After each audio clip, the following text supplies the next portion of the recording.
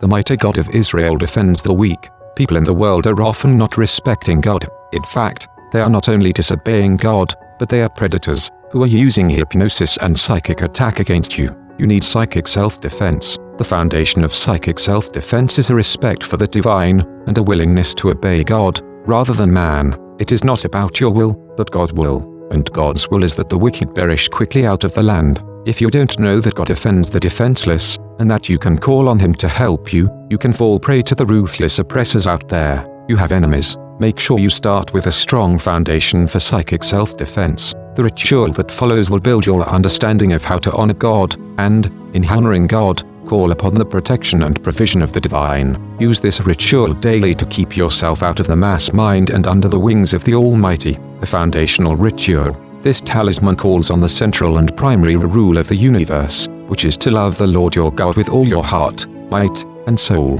It can be used to build a foundation of respect for God's laws, and to keep enemies from succeeding against you. With the merciful, God shows Himself merciful. If your enemies are not merciful, know that God can abase those who elevate themselves above you. Gaze at the sigil. Scan your eyes over the shapes. Look through the sigil, as though the white space is a window onto a light. See the shapes. Hebrew is read from right to left. Let your eyes scan the shapes from right to left around the border of the sigil. Look at the shapes around the periphery of the sigil, going counterclockwise. Now look at the shapes within the sigil. Scan them from right to left. Say or think, Hear, O Israel, the Lord our God, the Lord is one. And thou shalt love the Lord thy God with all thy heart, and with all thy soul, and with all thy might. Shama Israel, Yahweh Akkad. Determine that you will diligently seek the will of the divine and walk in God's ways. Know that God is there to defend you.